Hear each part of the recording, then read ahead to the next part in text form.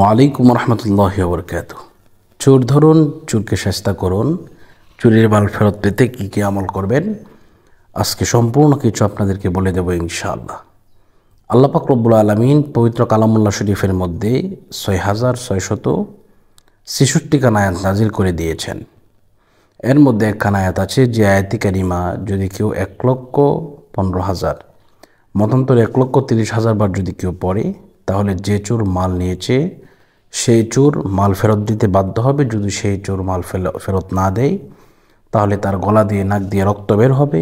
এমনকি এমন অবস্থা হয়ে যাবে, তার অসুস্থতা এমন প্রখর আকারে হয়ে যাবে, তার হাসপাতালে ভর্তি পর্যন্ত হওয়া লাগতে পারে। এটা পরীক্ষিত একটি আমল, আলহামদুলিল্লাহ। তো আসুন আমরা এই আমলটি কীভাবে করব একটু জেনে নিই। তো প্রথমত আমাদেরকে যে কাজটা করতে হবে তা হচ্ছে পবিত্রতা অবস্থায়। আল্লাহ পাক পবিত্র এবং আল্লাহ পাক পবিত্রতাকে পছন্দ করেন।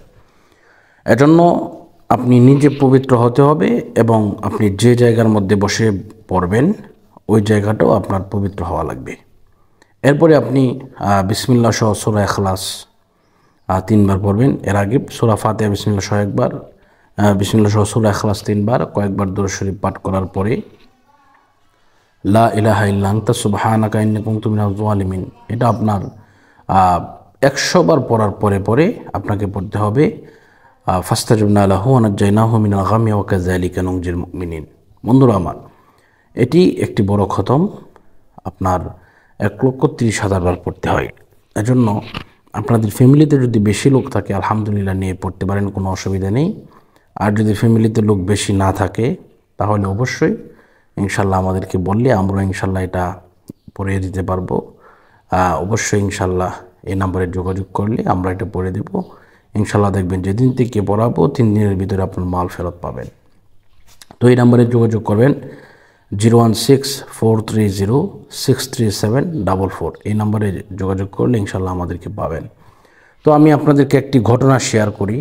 সে ঘটনাটা হচ্ছে, আপনি যদি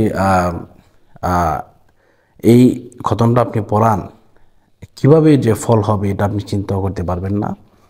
তো মালয়েশিয়ার এক ভাই, ওনার 13 লক্ষ টাকা হারিয়ে গেছে। দেশের খতম তো অনেক প্রমাণ আছে, মালয়েশিয়ার ভাইয়েরটা পরেই বলি। তো উনি যখন আমাকে ফোন দিলেন যে হুজুর, ওনার বাড়ি হচ্ছে আপনার এই যে ওইদিকে জামালপুরের এইদিকে বললেন সম্ভবত। তো উনি বলেন হুজুর, আমি মালয়েশিয়াতে অনেক দিন যাবৎ থাকি, 5 বছর ধরে থাকি। তো আমি বাড়িতে আসবো, আমি কিছু টাকা জমিয়েছিলাম। তো হঠাৎ করে রাতে টাকাটা নাই, উনি ব্যাংকে জমিয়েছিলেন। তো এরপরে উনি বললেন যে হুজুর, আপনি যদি দয়া করে আপনার ছাত্রদের মাধ্যমে পড়াইয়া দিতেন তাহলে খুব উপকৃত হতাম। তখন আমি বললাম ঠিক আছে ইনশাল্লাহ, আপনি বললে আমি পড়িয়ে দেব। তখন উনি যোগাযোগ করেছিলেন, আমি পড়িয়ে দিয়েছিলাম। তো যেদিনে পড়ে দিয়েছে এই দিন রাতে উনি আলহামদুলিল্লাহ টাকা ফেরত পেয়েছেন, 12 লক্ষ টাকার উপরে। তো কিছু টাকা ভেঙে ফেলেছে, যে নিয়েছিল ওনার রুমমেটই নিয়েছিল। তো এটি আমাদের আসলে কোনো কিছু না, আমরা হচ্ছে ওসিলা। বিশ্বাস করতে হবে আল্লাহর উপর। তো এই জন্য বন্ধুরা আমার, আমরা যদি এই আমলটা করি ইনশাল্লাহ আমাদের মাল আমরা ফেরত পাবো। তো আল্লাহ পাকের কাছে সেই প্রত্যাশা করে বিদায় নিচ্ছি। আসসালামু আলাইকুম ওয়া রাহমাতুল্লাহি।